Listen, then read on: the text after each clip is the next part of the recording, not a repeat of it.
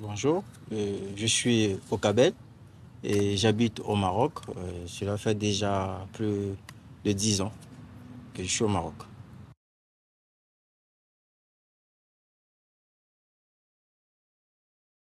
Oui, il faut dire que le genre de personne que j'étais avant ma conversion à Christ, j'étais une personne colérique et cupide, surtout égoïste aussi. Voilà. Donc c'est ce que je peux au fait dire en quelque sorte avant que je me convertisse à Christ. Et en plus, orgueilleux, voilà, il faut que je le précise parce que on le saura par la suite pourquoi.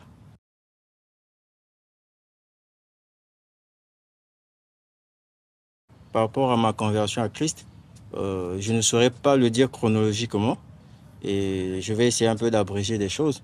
Et donc, du coup, moi, je suis venu à Christ. Ma conversion était quand même radicale. C'était quelque chose de radical. En fait, quelque chose s'est passé très vite. Et déjà, ça remonte de mes premières années au Maroc, quand j'ai rencontré des gens qui venaient dans la ville où j'étudiais et parlaient de Jésus. Et je m'opposais fortement en fait à ces gens-là.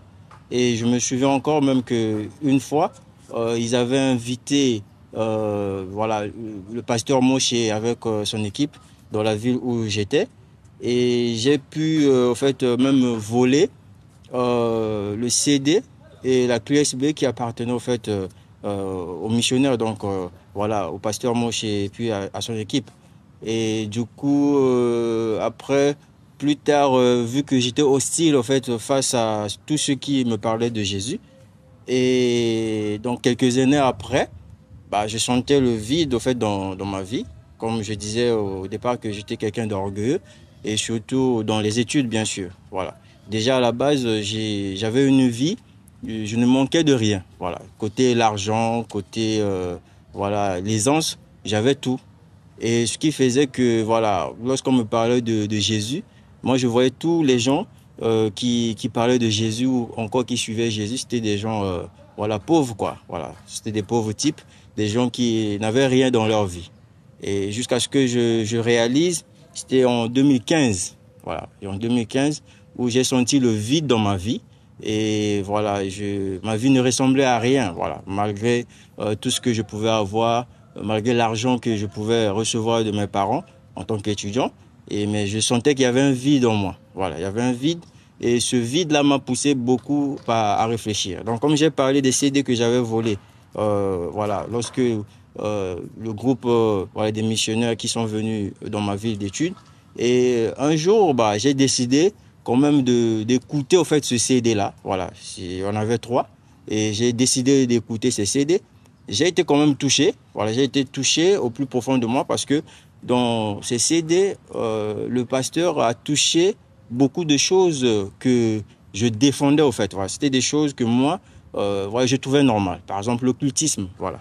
Et les coutumes, par exemple, les traditions, c'est des choses que moi je trouvais normales et je défendais ces choses-là. Mais le jour où j'ai écouté, et j'étais en quelque sorte un peu, voilà, il y a eu un bouleversement au niveau de ma vie, où voilà, il est vrai que j'étais hostile, au fait, hostile face à tout ce qui parlait de Jésus. Mais au fond de moi, je savais que, voilà, il disait la vérité. Voilà, au fond de moi, je savais que voilà, tout ce qu'il disait dans ce CD, c'était vrai.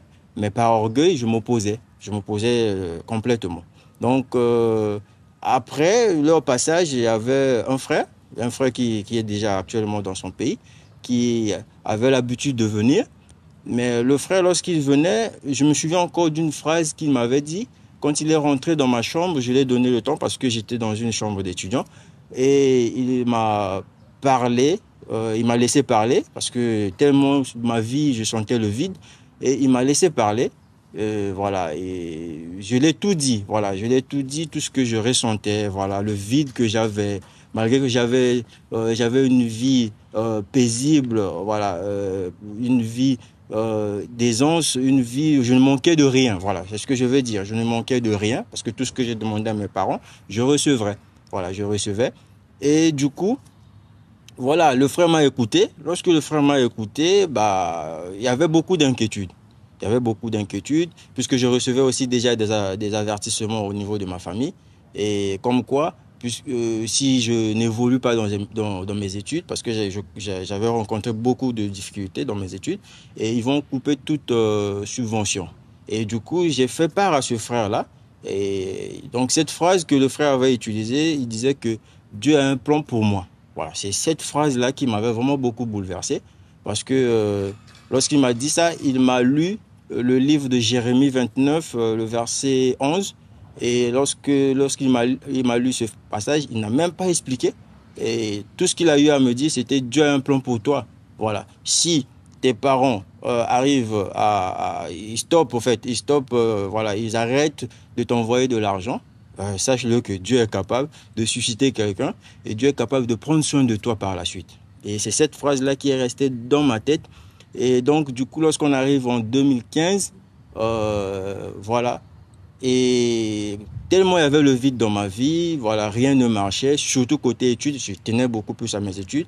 C'est ce qui me rendait même orgueilleux parce que euh, tout le monde dans ma famille, voilà, on me prenait comme exemple, voilà, exemple de réussite, exemple d'intelligence, voilà, garçon intelligent, le génie de la famille.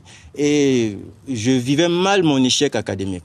Et à tel point que je pouvais même pas expliquer ça, au fait, à la famille. J'ai caché cette vérité pendant longtemps à ma famille. Personne ne savait que voilà, j'ai échoué tout ce temps-là depuis que je suis au Maroc.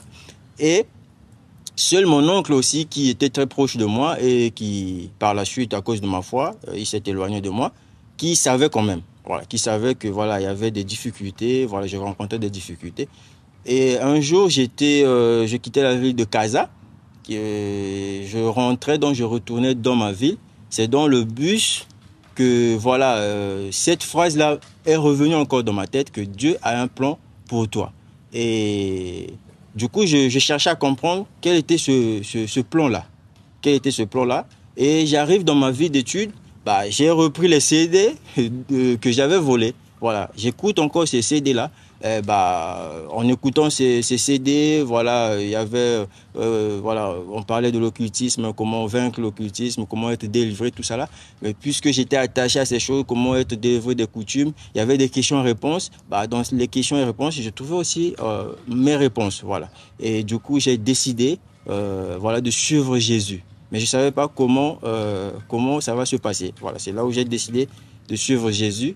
Et je ne savais pas comment ça va se passer. Et du coup, il y avait un frère, voilà, ils étaient deux, l'autre était parti en France, que je considérais des bons chrétiens dans la ville. Voilà, c'était pour moi des modèles de chrétiens, même si je m'opposais d'eux. Voilà, je critiquais même leur manière de vivre, mais au fond de moi, je savais qu'ils étaient vraiment des véritables chrétiens. Donc, je suis allé chercher ce frère-là, puisqu'il était resté seul dans la ville. Et en rencontrant le frère, bah, on a essayé de discuter un peu de la Bible avec lui. Le frère était un peu réticent parce que vu que j'étais quelqu'un d'impulsif, je l'ai pas dit. L'église, même à un moment, il y avait des réunions de prière dans l'appartement où je me trouvais. J'ai chassé les frères, je les avais chassés, je les ai interdit même le culte dans notre appartement. Et voilà ce qui s'était fait. Donc, ils ont arrêté de faire leur réunion de prière dans l'appartement où j'étais. Et du coup, le frère, quand je l'approche, bah, il avait encore ces souvenirs-là. Voilà, pour lui, bah, j'étais toujours dangereux. Mais à force de venir de temps à autre, tout le temps, voilà, je m'approchais de lui, et, voilà, je lui parlais de mes inquiétudes, voilà, je lui posais des questions sur la Bible.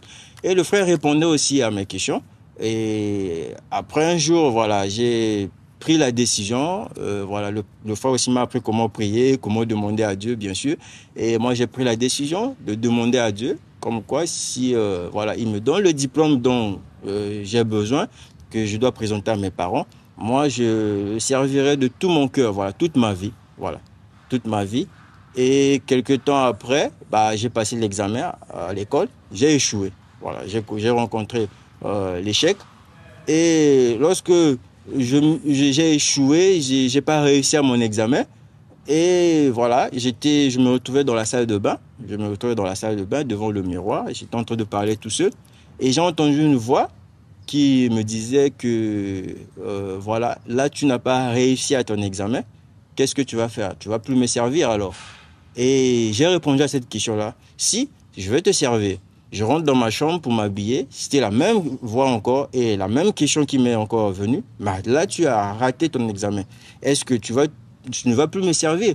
J'ai répondu encore à cette question. Et oui, je vais te servir. Voilà, c'est à partir de là où j'ai commencé à prendre Dieu au sérieux.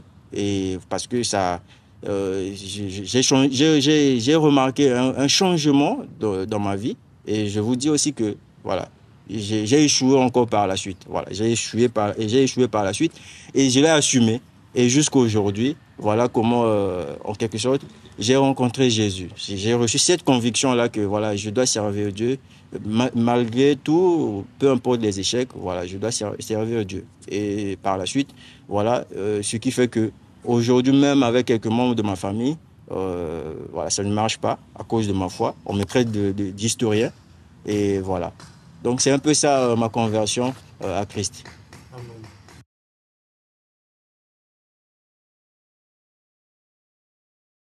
Pour le servir, déjà lorsque je me suis converti, chose que je ne faisais pas avant, j'étais hostile à l'évangélisation, j'étais hostile au fait, face aux gens qui parlaient de Jésus.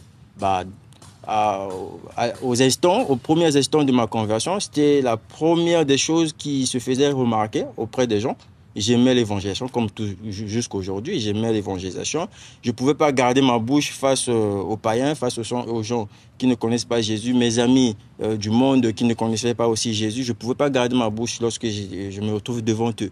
Et du coup, c'est dans ce sens-là, je considère que je sers Dieu, et donc dans le sens où je parle de lui, voilà, dans mon entourage. Je parle de lui partout où je suis. Quand j'étais encore étudiant, je parlais de lui. Même aux profs, je parlais de Jésus. Et voilà, comme aujourd'hui aussi, je le fais. Voilà, dans mon service, là où je suis, dans mon entreprise, bah, il ne se passe pas une semaine sans que je parle à Dieu. En fait, plutôt je parle aux gens de Jésus. Voilà, que je parle des gens de Jésus, de l'évangile. Donc c'est dans ce sens-là, je dis servir Dieu. Voilà, j'ai consacré ma vie à lui. Et pour parler de lui, voilà, sans honte, en quelque sorte.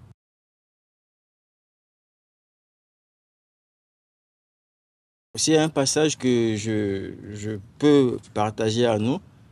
C'est le passage qui m'a emmené même à la foi. C'est que c'est Jérémie 29, le verset 11, que Dieu a un plan pour tous les hommes. Voilà. Et il a un plan merveilleux pour tous les hommes.